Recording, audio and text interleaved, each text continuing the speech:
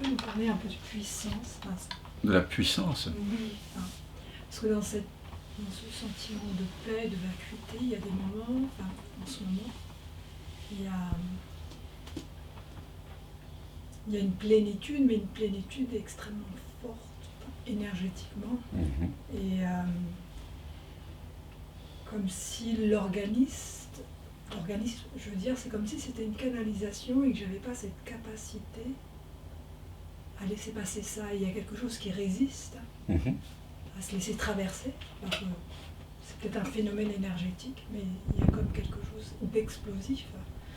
Et il y a ce oui, comme tu dis, ce oui à ce qui est, mais il semblerait que c'est difficile de dire oui dans le sens physique, où c'est trop d'énergie ou trop. D'accord. Il y a ce sentiment c'est trop, et en même temps, sur le plan psychologique, derrière, il y a je vais me faire brûler par cette énergie et je vais disparaître. Il y a un peu ce sentiment. Oui. Il y a vraiment pas. Peut-être que je vais peut-être pas survivre à cette vague extrêmement puissante. Et je me rends compte que j'ai mal, mais parce que je résiste. En fait, ça dit non, mais ça pourrait dire oui, mais ça prend le risque de ne plus être. Donc, on en avait déjà parlé de la puissance un petit peu.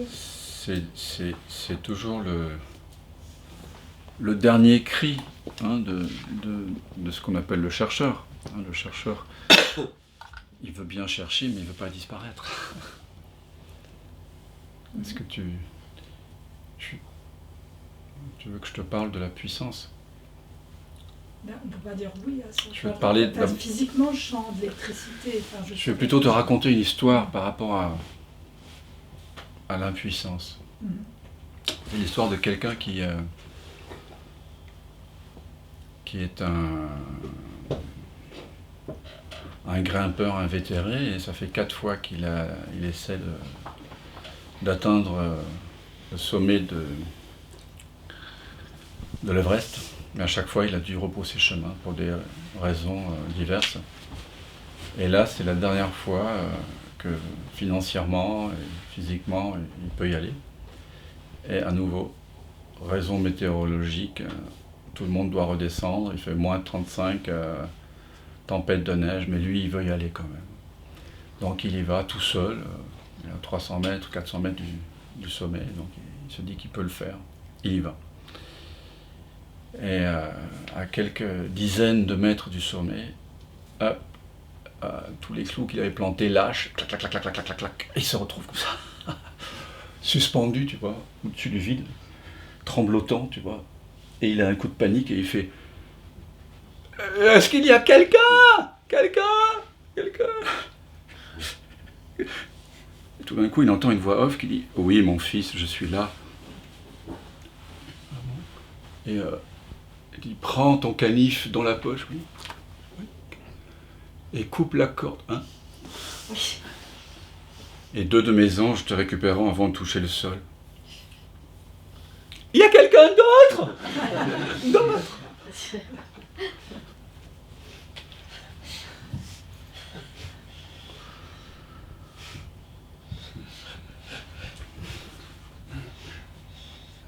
Il n'y a pas d'autre chemin que la consommation.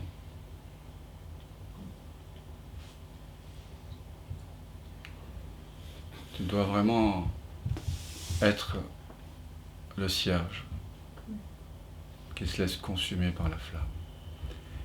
Et à un moment donné, tu seras complètement consumé. Tu le sauras. Ce sera le bon moment. Comme là, c'est le bon moment de ne pas être complètement consumé. Voilà. Tu penses à ce à quoi tu penses. Tu sens ce que tu sens. Tu fais l'expérience que tu fais à chaque instant. Il n'y a pas à vouloir s'éveiller, être dans autre chose que ce que tu es. Donc mon invitation, c'est toujours d'être avec ce que tu es. Pas d'appeler une autre expérience. Pas quelqu'un d'autre. Alors qu'est-ce qui est là pour toi là? C'est ça la question. Je ne vais pas te faire un poème sur la puissance. Je veux plutôt t'inviter à sentir que tu voudrais pouvoir lâcher, n'est-ce pas? C'est ça que tu veux. Non? Oui. C'est ça que tu veux. Tu voudrais pouvoir lâcher. Sans que tu veux pouvoir lâcher, mais que tu ne peux pas. Me laisser traverser. Enfin, je me laisse déjà. Ça se fait déjà. Mais qu'est-ce qui ne se fait pas? Voilà. Quel est l'objet de ton mécontentement? Ici, on explore l'insatisfaction.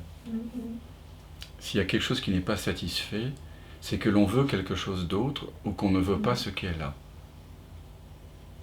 Et la souffrance, ce que j'appelle la souffrance, c'est-à-dire cette double peine que l'on s'inflige, et que j'ai cessé de m'infliger, c'est de croire que les choses devraient être différentes de ce qu'elles sont.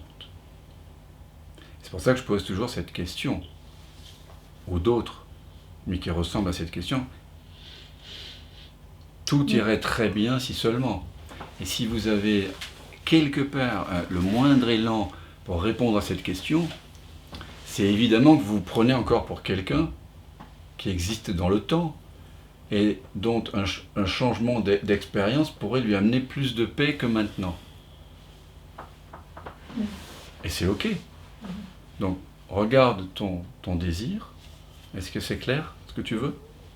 Tu n'es pas obligé de le dire en mots. Voilà. Ok, alors sans ce que tu veux, c'est ça qui est bien ici. On n'est pas en thérapie de groupe, au moins tel qu'on le conçoit mondainement. Mais par contre, vous devez être honnête avec ce que vous sentez. Donc, sans ce que tu veux, de tout ton cœur, de tout ton être, mais que tu ne peux pas. Qu'est-ce qui se passe à ce moment-là? Qu'est-ce qui se révèle? Sans que tu veux ça, mais que tu ne peux pas.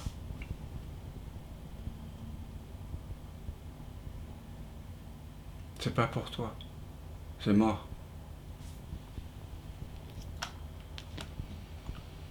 Donc il n'y a plus de futur. Quand il n'y a plus de futur, on reste avec ce qui est là. Il n'y a nulle part où aller, il n'y a pas de sortie. Il n'y a pas d'issue de secours.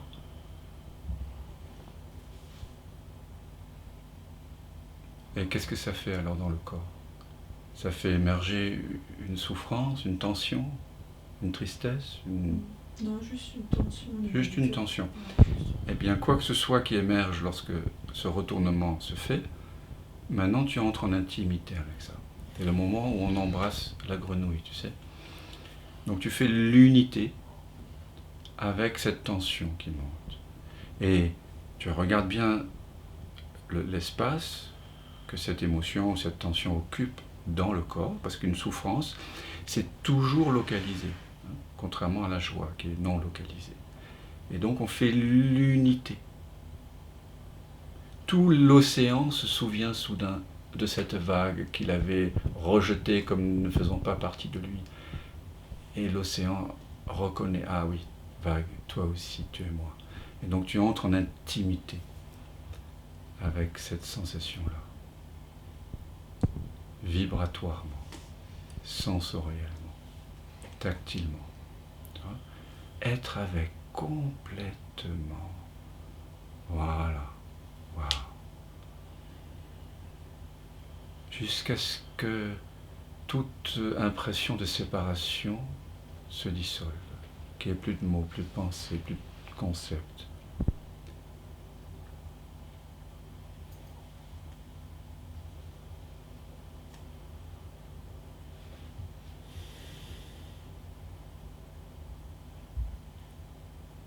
Et à un moment donné, tu es tellement avec, sans les mots, sans la pensée, que tu ne sais plus très bien qui tu es. Est-ce que tu es dedans, dehors, tout ça, ça devient flou. Par contre, tu sais que tu es, n'est-ce pas? Parce que ce qui se révèle dans cette rencontre avec la sensation, ou avec la contraction, avec la tension, avec l'émotion, quand les pans de pensée tombent, quand le château de cartes de nos représentations imaginaires tombe dans cette rencontre amoureuse, affectueuse, il ne demeure que l'amour à la fin, qu'un espace de présence.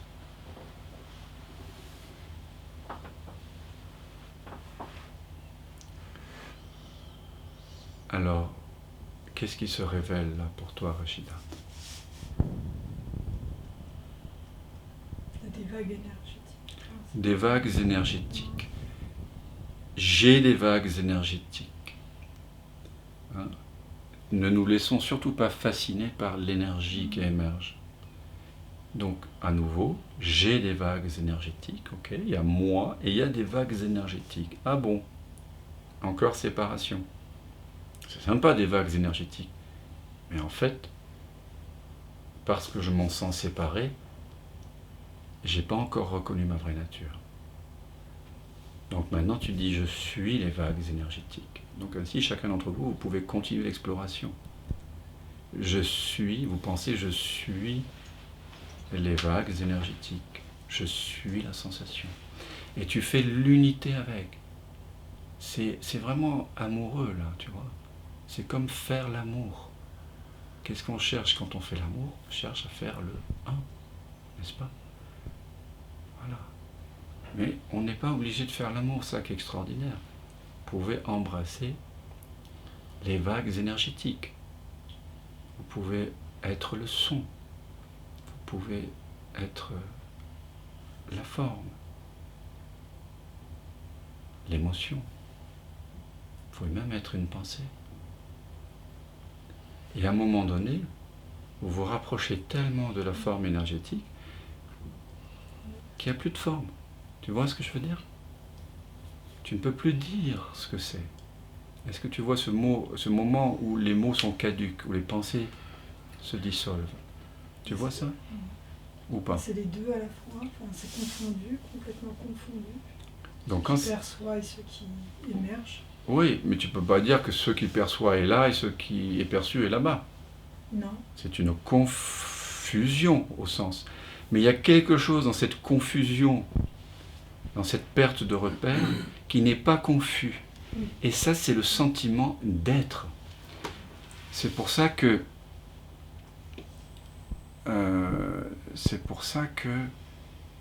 quand on fait l'unité dans la voie du senti, on révèle la présence, on révèle la conscience, encore et encore.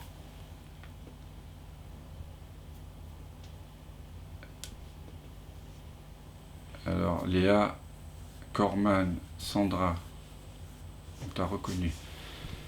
Si tes parois corporelles se dissolvent,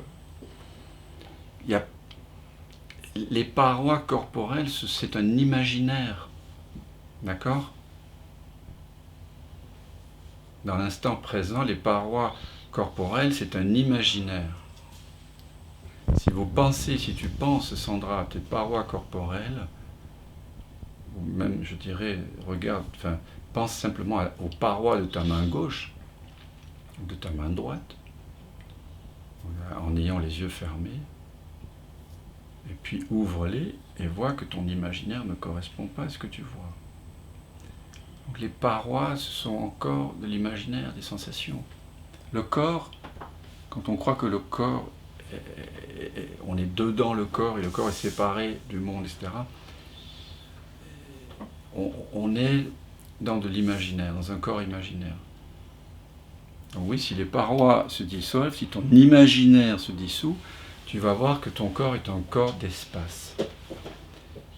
Ce qui est à révéler dans le senti, c'est que le corps, qui était d'abord un corps mental, un corps affublé de préférences, d'affirmations, de peur, de désir, pour la plupart inconscients et inavouables, eh bien ce corps devient un corps de vibration, de sensation, de flux, de reflux, d'électricité, de ce que vous voulez. C'est comme un vol des tourneaux à l'automne, je ne sais pas si vous avez déjà vu ça, vous voyez, c'est comme un nuage de points qui se meut dans toutes les directions.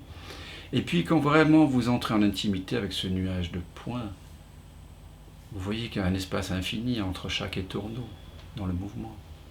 Et en fait, quand vous allez sentir ce que ça fait que d'être le point en question, vous ne savez pas s'il est carré, triangulaire ou rond. Il se dissout lui-même parce qu'il est fait d'espace. Donc le corps, c'est d'abord un corps mental, un corps de jugement, un corps de peur, qui devient un corps de vibration. Et si vous continuez à explorer amoureusement, vous allez voir que le corps devient un corps d'espace, donc un corps sans limite. Et là, vous reconnaissez, vous comprenez la phrase des Upanishads où on vous dit Brahman, c'est-à-dire l'absolu, Le corps de l'absolu, le corps de Brahman, c'est tout l'univers. C'est donc en faisant disparaître par amour les impressions et les pensées du corps que vous pouvez devenir le pigeon qui s'envole, ou la voiture qui file à toute allure, ou le nuage, ou l'arbre, ou le visage de votre ami. C'est revenir, reconnaître que mon corps est un corps d'espace. Mais il faut pratiquer, c'est un grand mot, amoureusement, joyeusement, cette voie du sentir jusqu'au bout, puisque que tout se dissolve. Ça, j'arrive à le voir assez. Il ne faut pas le voir, il faut le voir vivre. À le vivre assez. Bah, si tu le... on a toujours, j'ai toujours un petit peu... Je suis dans une période... Non, mais je suis avec cet espace, mais c'est ok, c'est ce qui... Si tu es vraiment l'espace, il n'y a plus de questions. Mm-hmm. Il n'y a que embrassade, embrasement. Parce que tout est embrassé, embrasé dans cet espace. Si tu as encore des questions, si tu as encore des attentes, tu peux les explorer affectueusement comme on vient de le faire. Mais c'est qu'il y a encore quelque chose. Hein. Voilà. Il faut prendre le temps. Parfois, il faut prendre beaucoup de temps parce que alors, il y a des émotions qui il y a des glaçons selon la froideur d'un glaçon, ils se font rapidement si l'eau est très chaude. Ça dépend, tu vois. Mais dans tous les cas, il va fondre.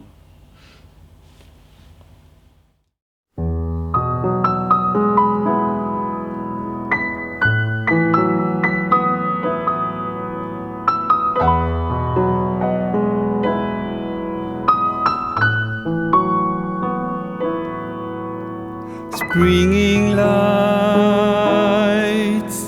summer rise,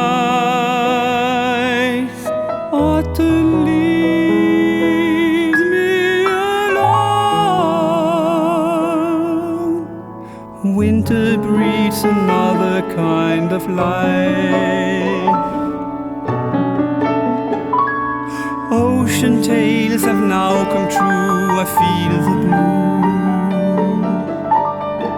Mother kisses her little boy. Good night.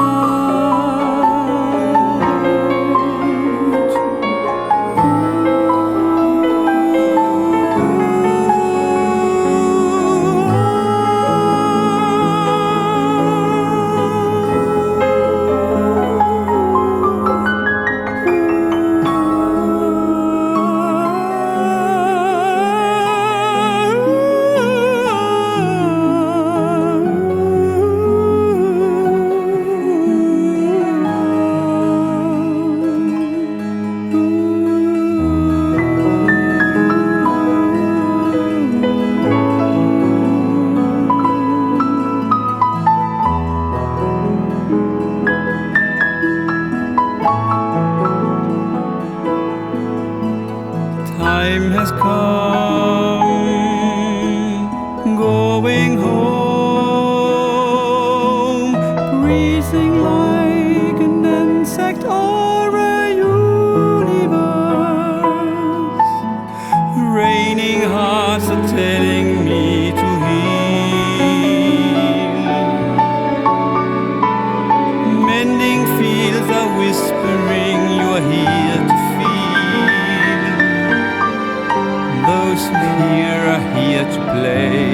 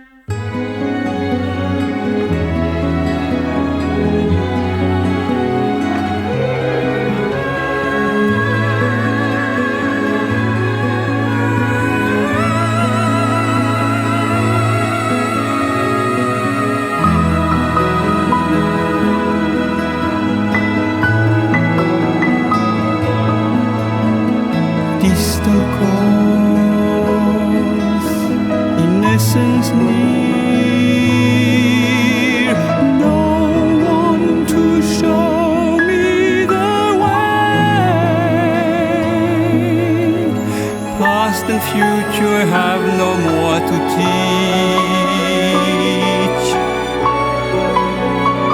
No more scriptures, no more wisdom.